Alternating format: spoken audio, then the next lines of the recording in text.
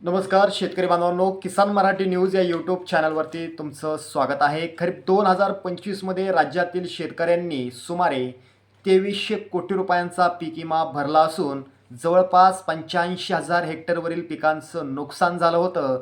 मित्रांनो, खरीप 2025मधील केवळ एकमेव निकष आहे, तो म्हणजे पीक कापणी प्रयोग आणि याच अनुषंगानं शेतकऱ्यांना पीक विमा वितरित होणार आहे। त्याचबरोबर राज्यभरातील पीक कापणी प्रयोग पूर्ण झाले असून येणाऱ्या 22 एप्रिलपासून शेतकऱ्यांच्या खात्यात पीक विमा रक्कम जमा करण्यात येणार आहे। मित्रांनो, पीक विमा वाटपाचे 2 टप्पे करण्यात आले असून पहिल्या टप्प्यात जवळपास 16 जिल्ह्यातील शेतकऱ्यांना पीक विमा वितरित होणार आहे, तर दुसऱ्या टप्प्यात 18 जिल्ह्यातील शेतकऱ्यांना पीक विमा जमा करण्यात येणार आहे। आपण पुढे पहिला टप्पा आणि दुसरा टप्पा देखील या ठिकाणी पाहणार आहोत। मित्रांनो, पहिला टप्पा 22 एप्रिल ते 28 एप्रिलपर्यंत पूर्ण केला जाणार आहे, तर दुसरा टप्पा 29 एप्रिल ते 6 मे पर्यंत पूर्ण केला जाणार आहे। सर्वपक्षीय आमदारांनी आज कृषी मंत्री दत्तात्रय भरणे यांना विधानसभेत घेरलं असता त्यांनी ही माहिती या ठिकाणी दिली आहे।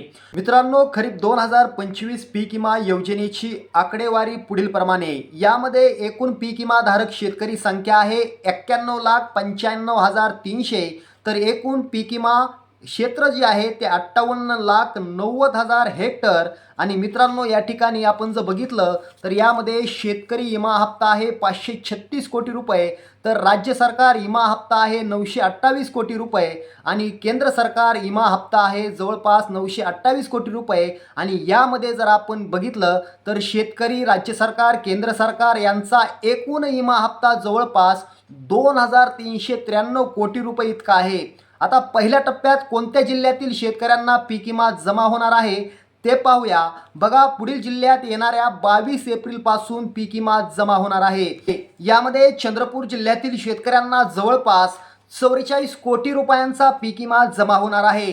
हिंगोली जिल्ह्यातील शेतकऱ्यांना जवळपास 98 कोटी रुपयांचा पीक विमा जमा होणार आहे। परभणी जिल्ह्यातील शेतकऱ्यांना जवळपास 45 कोटी रुपयांचा पीक विमा जमा होणार आहे।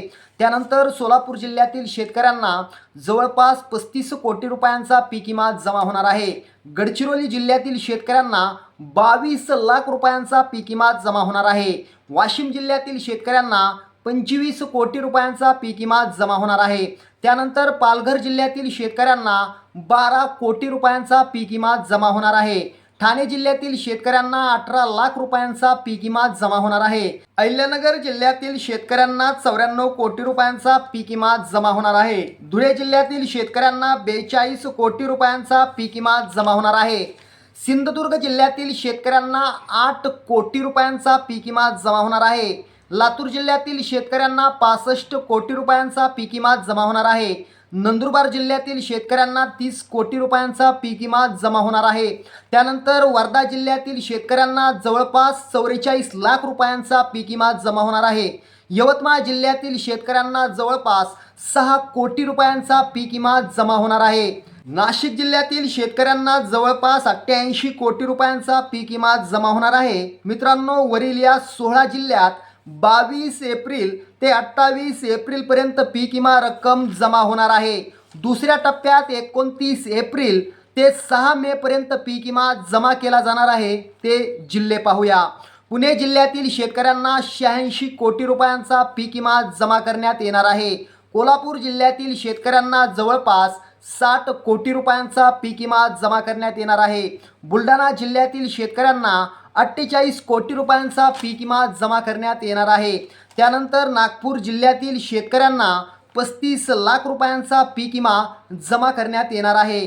जालना जिल्ह्यातील शेतकऱ्यांना जवळपास 22 कोटी रुपयांचा पीक विमा जमा करण्यात येणार आहे आणि अकोला जिल्ह्यातील शेतकऱ्यांना तब्बल 53 कोटी रुपयांचा पीक विमा जमा करण्यात येणार आहे।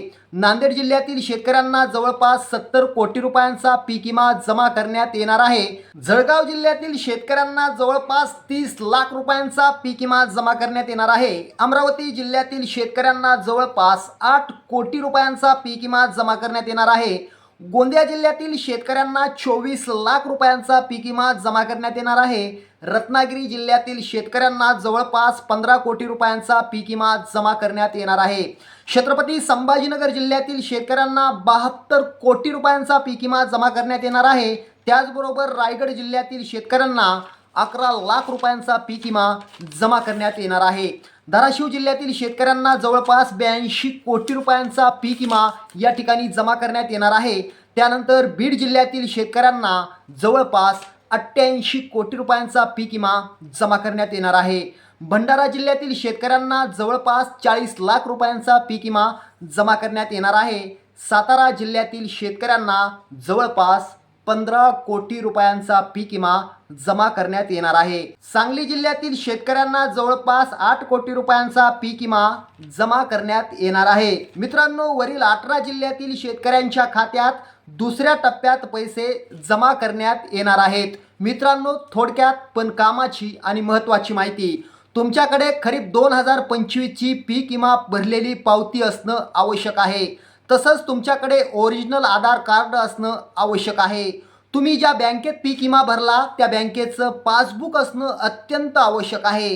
तुमचा मोबाईल नंबर तुमच्या बँक खात्याला लिंक असणं आवश्यक आहे. आणि महत्त्वाचं, तुमच्याकडे फार्मर ID असणं आवश्यक आहे. वरील सर्व कागदपत्र असणे आवश्यक असून यातील एकही कागद तुमच्याकडे नसेल तर तुम्हाला पीक विम्याचा लाभ मिळणार नाही, म्हणजेच तुमच्या खात्यावर पीक विम्याचे पैसे येणार नाहीत. शेतकरी बांधवांनो, असेच व्हिडिओ पाहण्यासाठी किसान मराठी न्यूजला सबस्क्राईब करा. जय हिंद, जय महाराष्ट्र.